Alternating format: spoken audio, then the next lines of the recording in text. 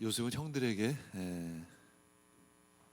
구덩이에 던져지고 또 노예로 팔리고 또 보디발의 아내의 유혹을 물리치느라고 또 자신의 믿음을 지키고 또 하나님 앞에 죄를 짓지 않기 위해서 옷을 던져버리고 도망했음에도 불구하고 그 요셉의 보디발의 아내의 어떤 누명에 의해서 감옥에 갇힙니다. 요셉은 이런 상황에서 감사할 수 있을까? 라는 질문을 합니다. 그러면서 우리는 또 요셉은 특이하니까 요셉은 좀 특별한 삶을 살았지, 그게 나에게 어떤 의미가 있을까? 근데 저 역시 이렇게 살아온 것을 돌아보면 요셉과 똑같은 모양은 아닐지라도 어떤 고난과 어려운 상황과 커다란 사고에 부딪힐 때가 자주 있습니다. 그것은 내가 예견한 것도 아니고 내가 준비된 것도 아니고 내가 바라던 것도 아니고 때로는 나의 잘못도 아닌 것 같은데, 내 잘못도 아닌 것 같은데 그런 어려움에 처할 때가 상당히 있습니다. 자, 요셉은 감사했을까? 요셉은 자신의 그 14년인데 그 구덩이에 던져지고 또 나중에 감옥에서 풀려나서 바로 왕 앞에 나아갈 때까지 이제 14년의 시간을 겪는데, 그 14년 동안 요셉은 자신의 상황을 어떻게 받아들였을까라는 질문을 해보게 됩니다. 근데 성경에는 그에 대한 요셉이 어떤 생각을 했다는 것은 나와 있지를 않아요. 우리는 단지 추측할 뿐입니다. 요셉도 아마 분명히 불평도 하고 자신을 팔아버린 형들에 대해서 분노하기도 했었을 것입니다. 그러나 중요한 것은 그것이 그의 삶이나 생각을 늘 이렇게 자리 잡고 그를 주장하지는 않았을 것이다 라는 것을 충분히 알 수 있습니다. 요셉은 14년이라는 어두운 터널을 지나갔죠. 근데 우리는 이제 요셉의 시작과 끝 그리고 과정을 모두 알기 때문에 그것을 판단할 수 있어요. 객관적으로 요셉은 그렇게 될 거야 이렇게. 요셉이 지금 감옥에 갇힌 것은 관원장 만나기 위해서 그런 거야. 관원장 만나고 나면 이제 바로왕 만날 거야. 끝을 알기 때문에 우리는 대략 이제 알고 있지만 그것을 모르고 있는 요셉의 입장에서는 어떠할까? 강원도 쪽으로 가다 보면 터널이 굉장히 긴데 터널 중에 보면 잘 느끼지 못할 만큼의 오르막길을 갈 때가 자주 있어요. 그렇죠? 그럼에도 불구하고 우리는 어둡기 때문에 내가 오르막길로 간다는 것을 인지하지를 못해요.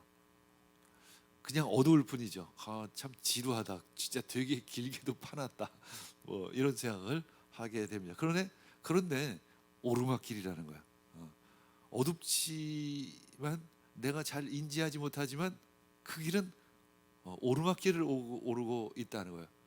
마치 야곱 요셉은 이제 구덩이에 던져지고 또 꺼내졌다는 거예요. 일단 꺼내진 게 중요하고 또 노예로 팔려갔지만 거기서 가정 총무 역할을 하고 가정 총무 역할을 하다가 또 누명을 쓰고 감옥에 갇혔지만 거기서 감옥에서 더 큰 총무 역할을 하고 있다는 거예요.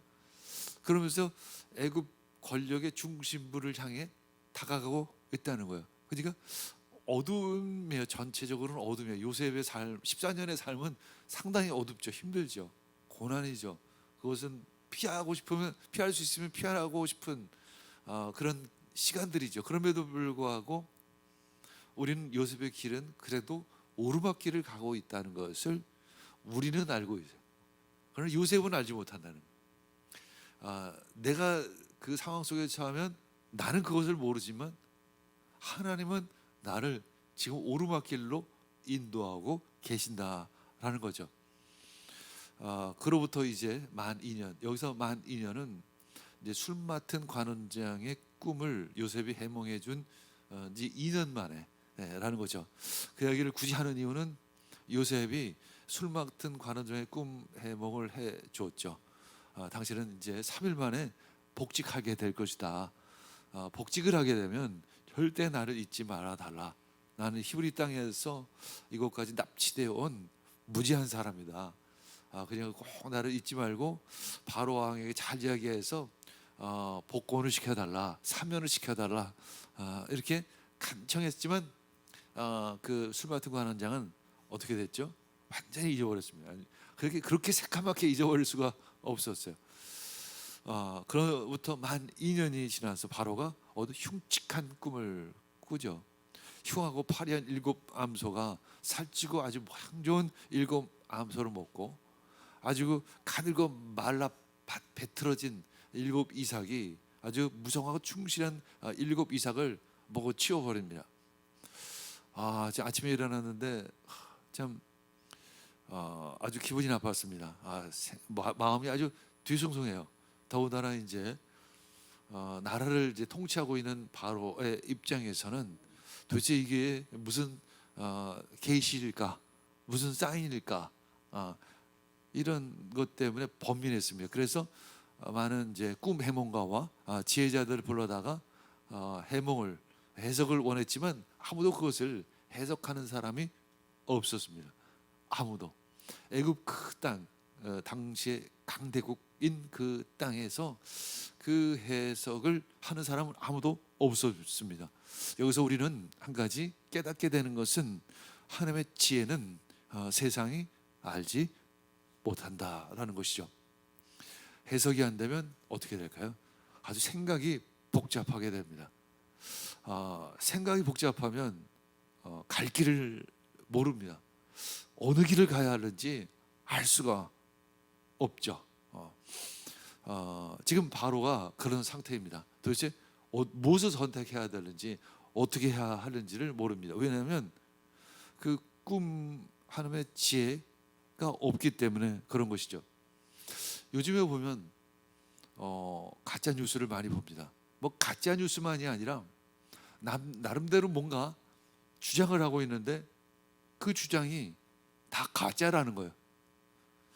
그 근원은 뭐냐면 다 자신의 유익을 위해서, 자신의 이익을 위해서 무슨 소리도 지금 하고 있다는 거예요. 그 소식을, 뉴스를 우리는 매일 뭐 인터넷을 통해서 뭐 뉴스나 여러 가지 TV나 뭐 여러 가지 매체를 통해서 듣습니다. 굉장히 혼란스럽습니다. 저 사람이 도대체 무슨 소리를 하고 있는 건가? 저게 맞는 얘기인가 틀린 얘기인가 도무지 알 수가 없는 내용들이 너무나도 많이 있어요. 마치 조선시대를 보는 것 같아요. 당파 싸움을 하는 것 같은 모습, 자기가 맞다고 자신의 이익만을 추구하는 그러한 모습, 거기에 따라서 우리 국민들도 백성들도 도무지 갈 바를 알지를 못합니다. 진리가 무엇일까? 진짜가 도대체 무엇일까? 그러다 보니까 우리 젊은이들은 더 힘들어지는 것입니다. 길이 없기 때문에 힘든 거죠. 힘들어도 목표가 있고 갈 길이 눈에 보이면 갈 수 있습니다. 그러나 목표도 무엇인지를 모르겠고 또 갈 길도 무엇인지를 모르겠기 때문에 너무 혼란스러운 것이죠. 창세기 41장 9절, 그때 한 사람이 떠오른 것입니다. 그때 하나님의 사람이 우리에겐 필요하죠. 자, 그때 술잔을 올리는 시종장이 바로에게 말하였다. 제가 꼭 했어야 할 일을 못한 것이 오늘에야 생각납니다. 그것은 바로 요셉인 거죠. 지혜자 요셉. 지혜는 그 지혜를 가지고 있는 요셉은 분명 바로의 꿈을 해석하리라고 하는 확신이 기억이 났습니다. 술 맡은 관원장이 이제 바로에게 그 2년 전 이야기를 하기 시작을 하죠. 뭐 이렇게 그때 말이죠. 그때 뭐 바로 당신 왕께서도 아시지 않으십니까?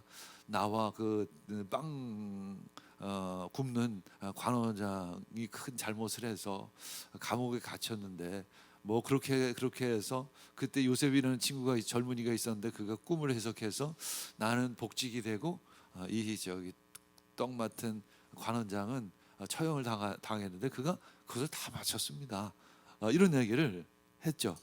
이 말을 듣고서 자 창세기 41장 14절 이 말을 듣고서 바로가 사람을 보내어 요셉을 불러오게 하고 사람들은 곧바로 그를 구덩이에서 끌어냈다. 요셉이 수염을 갖고 옷을 갈아입고 바로 앞으로 나갔습니다.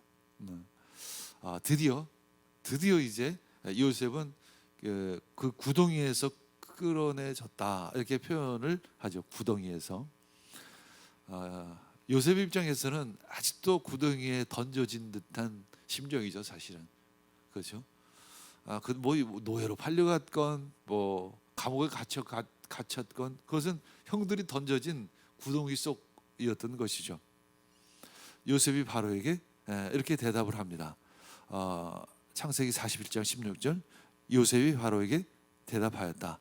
저에게는 그런 능력이 없습니다. 이금님께서 기뻐하실 대답은 하나님이 해 주실 것입니다. 요셉은 겸손의 사람이 되었죠. 사실 전에는 그렇지 않았습니다. 아버지 야곱의 편애를 받았을 때는 기고만장했었죠. 그러나 이제는 고개가 숙여졌습니다. 겸손하게 되었습니다. 왜일까요? 인생이 무엇인지 알고 믿음이 무엇인지를 알고 또 인간이 내가 어떤 존재 정도인지를 알았던 것이죠. 내가 잘 나갈 줄 알았지만 형들이 시기하고 구덩이에 던져버리자 나는 그저 던져질 수밖에 없는 존재라는 것을 그는 알게 되었습니다. 역대상 16장 8절 읽겠습니다. 너희는 주님께서 감사하면서 그의 이름을 불러라. 그가 하신 일을 만민에게 알려라. 하나님께서 하신 일을 만민에게 알려라. 답이 없는 세상에서 답을 주시는 하나님, 우리 다음 세대에게 여러분들에게 답이 되는 하나님, 그 답을 구하시기를 원합니다. 예수 그리스도를 붙잡으시기를 원합니다. 예수님이 답이 되십니다. 예수님을 붙잡으시기를 원합니다. 교회만이 답입니다. 성도는 답을 가지고 있습니다. 우리는 길을 만드는 사람이죠. 교회만이 답이 될 수 있습니다. 그래서 우리는 답을 가지고 있습니다. 우리는 그래서 매일 아침마다 말씀을 묵상하는 것이죠. 매일마다 여러분들에게 나는 또한 말씀을 준비해서 메시지를 여러분들에게 전합니다. 짧은 한 3분 메시지 정도 되겠지만 그것을 그 말씀이 여러분들 삶에 길이 되어지고 여러분들 삶에 답이 되기를 기대하는 마음으로 매일매일 여러분들에게 말씀을 전하는 것이죠. 우린 길을 만들어 갑니다. 자, 바로가 이제 꿈 얘기를 하죠. 꿈에 내가 나일 강가에 서 있었는데 야, 이거 흑죽한 그 암소들은 이제 먼저 올라온 아주 살찐 기름진 암소 7마리를 잡아 먹었다. 근데 흉측한 암사들은 살이 찐 암소들 잡아 먹었는데도 여전히 굶은 암소처럼 흉측했어. 그리고는 내가 깨어나서 이제 두 번째 꿈을 꿨는데 꿈에 아주 그 실한 이삭 7이 등장을 했고 그 후에 야윈 이삭이 나타나더니 그 아주 잘 익은 이삭을 7개를 삼켜 버렸지. 내가 이 꿈을 이야기를 이제 마술사와 이제 그 현인들에게 얘기했지만 아무도 그 꿈을 해석하는 사람이 없었단다. 도대체 이 꿈이 도대체 무슨 의미일까? 하나님이 바로에게 자신이 하실 일을 계시하셨지만 바로는 그리고 애굽에 있는 어느 누구도 그 내용을 해석할 수가 없었습니다. 성도의 특권은 무엇일까? 기도입니다. 그리고 주신 말씀입니다. 말씀을 매일 묵상함으로 말미암아 나의 삶의 길을 찾기를 원합니다. 답을 찾기를 원합니다. 그리고 세상의 길을 만들어가기를 원합니다. 이제 바로는 마치 자신의 꿈을 요셉에게 해몽해달라고 간절히 구하죠. 마치 그 위치가 바뀐 듯한 모습입니다.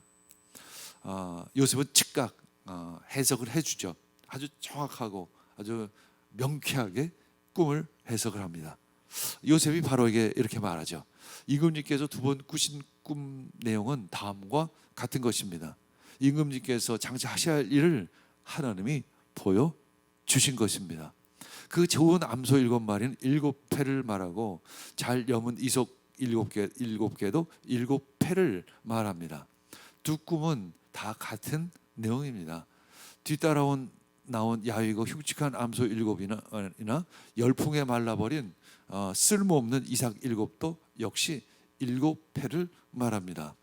이것들은 흉년 7패를 말하는 것인데 이제 7년간 풍년이 올 것이고 또 7년간 우리가 상상할 수 없는 지금까지 겪어보지 못한 흉년이 찾아올 것입니다. 이제 제가 임금님께 말씀드린 바와 같이 임금님께서 앞으로 하셔야 할 일을 하나님이 보여주신 것입니다. 앞으로 해야 할 일을 하나님께서 보여주신 것입니다. 그러나 바로는 앞으로 또 어떻게 해야 될 일도 알지를 못했습니다. 그럴 때 요셉은 바로 왕에게 그 꿈이 실제로 현실화되었을 때 어떤 결과가 올 것인지 그것을 마치 영화를 보여주듯이 아주 상세하게 그려주고 있습니다. 앞으로 올 7회는 온 이집트 땅에 아주 큰 풍년이 될 것입니다.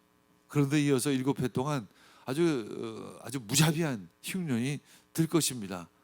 그렇게 되면 이집트 땅에 언제 풍년이 있었냐 하는 듯이 지나간 일을 다 잊어버릴 정도로 아주 엄청난 흉측한 그 흉년이 들 것입니다. 풍년이 든 다음에 오는 흉년은 너무나 심해서 지나간 7년의 풍년도 기억하지 못하게 될 것입니다. 임금님께서 두 번씩이나 이 꿈을 꾸신 이유는 하나님이 그 일을 하기로 이미 결정했고 그 일을 꼭 하시겠다고 아주 결정하신 것이라고 이 바로 왕에게 말씀해 주신 것입니다. 하면서 이제 요셉은 바로 왕에게 미리 준비하라고 이야기를 합니다. 그럼에도 불구하고 바로 왕은 뭐 어떻게 해야 할 바를 잘 모르는 것 같았어요. 그러니까 요셉이 이제 계속해서 이제 이야기를 합니다. 대안까지도 제시를 해줍니다. 임금께서는 이제 명찰하고 슬기로운 사람 책임자를 세우십시오. 사람을 세우는 것이 사실 첫 번째입니다. 왜냐하면 사람이 일을 하기 때문에 그렇게 해서 그러하여금 이 곡식, 특별히 곡식에 관련해서 이집트 땅을 다스리게 하는 것이 좋을 듯합니다. 이제 그리고 두 번째는 전국의 관리를 임명해서 풍년이 계속되는 7해 동안에 거둔 것에 이제 5분의 1을 창고에다 잘 저장해서 잘 관리하도록 하는 것이 중요할 것 같습니다. 그래서 이제 두 번째는 그거죠. 관리를 임명해서 5분의 1을 잘 저축하라라는 것이죠. 그래서 이 창고에 잘 준비를 해서 흉년의 7년 동안 잘 대비하라고 이렇게 이야기를 합니다. 이 성도는 모든 사람을 이렇게 구원의 길로 인도할 수 있는 지혜가 우리에게 있습니다. 그 지혜가 무엇일까? 바로 말씀인 것이죠. 이 시대에는 특히 말씀이 필요할 때입니다. 그저 인터넷에 있으니까 라는 막연한 생각으로 하지 말고 매일 아침마다 내가 성경책을 올려들고 그 말씀을 한 절 한 절 읽으며 깊이 묵상하시기를 원합니다. 그리고 오늘 하루 그 말씀으로 인도받기를 기도하시기를 원합니다. 그리고 내 상황과 어떤 환경 가운데 주시는 그 메시지를 붙잡고 그 말씀으로 승리하시기를 원합니다. 답이 없이 사는 것만큼 무서운 일은 없습니다. 답이 없이 사는 것만큼 혼란스러운 것은 없죠. 결국 두 가지죠. 하나는 진짜 마음의 상처를 입고 혼돈 가운데 살아가든가, 아니면 쾌락을 즐기면서 쾌락이 나의 목적이 되든가, 둘 중에 하나가 되겠죠. 요즘에 젊은이들의 그 마약 문제가 굉장히 심각하다라고 합니다. 마약 중독이 굉장히 심각하다라고 이야기를 하죠. 왜일까요? 방향을 알지 못하기 때문에 그런 것이죠. 그래서 그런 중독에 빠지게 되어지는 것이죠. 글로 숨어 들어가는 거죠. 마약에 숨고 술에 숨고 쾌락에 숨어버리고 마는 것이죠. 그러나 그것은 잠시일 뿐입니다. 그것은 숨을 수 없는 거죠. 현실은 현실이고 우리 현실을 말씀으로 이겨야 하는 것이죠. 문제가 있을 때 우리는 구체적인 전략이 필요합니다. 대안이 필요합니다. 말씀이 필요합니다. 예수 그리스도입니다. 이를 위해 바로가 이제 이야기합니다. 명철하고 지혜 있는 사람을 택하라. 택하라라는 의미는 보다라는 의미가 가지고 있습니다. 나중에 이제 요셉을 총리로 세우는데 총리 역시 보다라는 의미를 가지고 있어요.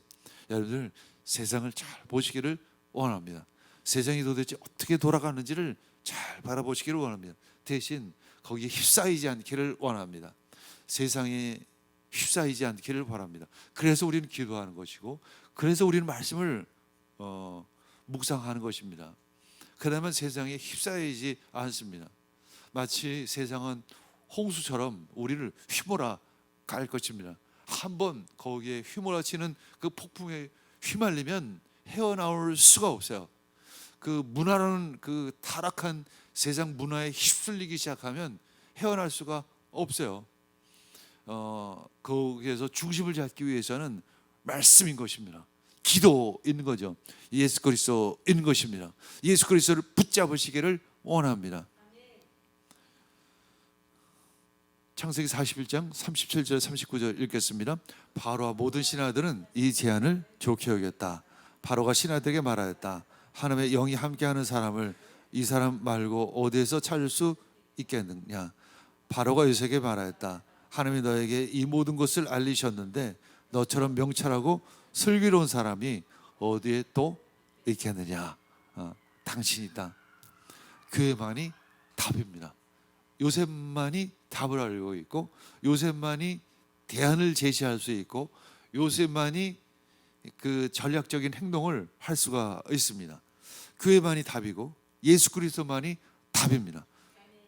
복음만이 답이죠. 그래서 우리는 복음을 전해야 하는 것입니다. 바로는 사실 아무도 택할 사람이 없어요. 요셉밖에는 택할 사람이 없습니다. 그 외밖에는 답이 없습니다. 그래서 제가 요즘에 기도하는 제목은 뭐냐면, 빨리 우리 학교를 세워야 되겠다. 다음 세대를 위한 학교가 세워져야 하겠다. 이미 공교육은 무너진 지가 오래되고 거의 이제는 뭐 구제불능이다.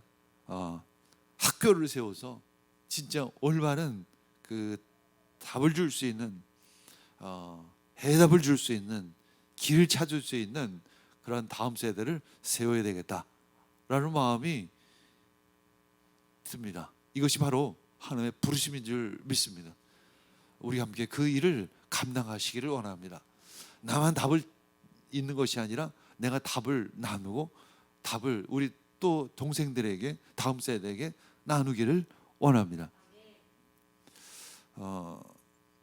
이제 바로는 이제 요셉에게 말합니다. 내가 나의 집을 다스리는 책임자가 되어라. 나의 집, 우리 나라를 다스리는 책임자가 되라. 나의 모든 백성은 너의 명령을 따를 것이다. 내가 너보다 높다는 것은 이들이 앉아 있다는 것뿐이다. 이게 어떤 의미일까요? 나는 그냥 명목상 왕이고 네가 진짜 왕이야. 네가 다 알아서 해. 이런 이야기입니다. 이것이 바로 하나님의 자녀입니다. 바로가 또 요셉에게 말하였다. 내가 너를 온 이집트 땅의 총리로 세운다. 그렇게 말하면서 바로는 손가락에 끼고 있는 옥새 반지를 빼서 요셉의 손가락에 끼우고 고운 모시옷을 입히고 금목걸이를 옥에다 걸어 주었다. 그런 다음에 또 자기의 병거에 버금가는 병거에 요셉을 태우니 사람들이 물러나거라 하고 외쳤다. 이렇게 해서 바로는 요셉을 온 이집트 땅의 총리로 세웠습니다. 창세기 10편 136편 23, 24절 읽겠습니다. 우리가 낮아졌을 때 우리를 기억하여 주신 분에게 감사하여라. 그 인자심이 영원하다. 우리 원수에게서 건져 주신 분께 감사하라. 그 인자심이 영원함이로다. 그렇습니다. 우리가 낮아졌을 때 우리를 거여 갖추신 분, 우리가 늘 함께 하신 분께 감사하기를 원합니다. 우리가 하나님의 영에 감동되었다는 것은 어떤 의미일까요? 그 지혜는 내 것이 아니라 누가 나에게 주신 분이 있다는 것을 의미합니다. 한 30년 전이 되는군요. 거의 20여 년 전 됐는데, 그때 그 이제 신대원 MDV를 시작을 하는데, 제가 맨날 이제 타이포그래피 글자 디자인만을 연구해가지고 더더군다나 글자 읽는 것이 너무나도 힘이 들었어요. 내용을 읽어도 자꾸 그림으로만 들어오고 내용으로 들어오지를 않는 거예요. 그날이 이제 목요일인데 이제 그날 목요일 날 이제 첫 개강하는 날이에요. 근데 그날 새벽 예배를 갔으면 새벽 예배에 가서 이제 공부하려면 큰일 났다. 이제 그런 생각을 가지고 새벽 기도를 하는데, 그때 갑자기 머리에 쥐가 나는 것 같아요. 머리가 쥐가 나는, 마치 손오공에 이렇게 손오공에 씌어 있는 이게 쇠 덩어리처럼 뭔가 이렇게 꽉 누르고 있는 그것이 나 보니까 하나님이 주시는 지식의 은사였습니다. 지식의 은사. 그 지식의 은사로 말미암아, 지식의 은사는 뭐냐면 본질을 알 수 있는 은사예요. 본질. 그러니까 어떻게 보면 통찰력일 수도 있고, 그것은 어떤 말씀의 핵심, 말씀이 주시고자 하는 맥락, 이런 것들을 깨달을 수 있는 지식이죠. 그 지식의 은사를 그날 아침에 주셨어요. 그 지식의 은사로 말미암아 공부를 잘하고 마칠 수 있었습니다. 바로 이것이 하나님의 영에 감동된 사람의 작은 하나의 모델이 되겠죠. 요셉이 그랬고, 또 여러분들도 하나님이 주시는 지혜로 이 땅을 살아가시기를 원합니다. 진짜 돌아보면 진짜 이 세상을 살아가는 데는 지혜와 지식이 필요하다는 것을 많이 알게 됩니다. 요셉의 이 꿈 해몽을 보거나 아니면 대안을 제시하는 것을 보면 생각이 아주 심플한 것을 보게 됩니다. 생각에 이 겉가지가 없는 것을 보게 돼요. 요셉은 생각이 쉽게 해서 복잡하지는 않다, 아주 심플하다는 것을 느끼게 됩니다. 왜일까? 그것이 바로 하나님의 영에 감동된 사람의 특징이죠.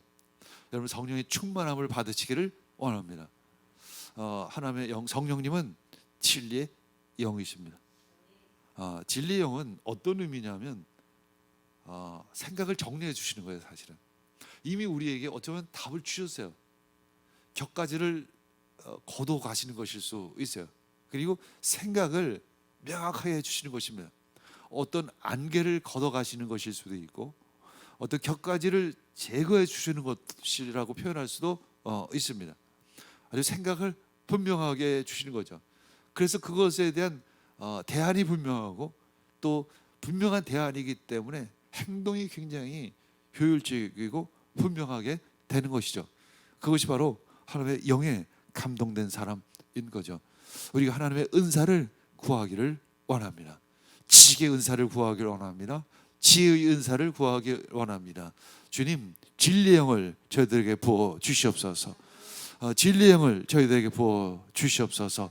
그래서 그 하나님의 영으로 말미암아, 하나님의 지혜로 말미암아 이 땅을 분별하고 통찰력을 통해서 핵심을 보고, 또 그 핵심을 따라 내가 해야 할 일들을, 그 전략을 짤 수 있는 능력을 지금 이 시간 부어 주시옵소서. 전략을 부어 주시옵소서. 지혜를 부어 주시옵소서.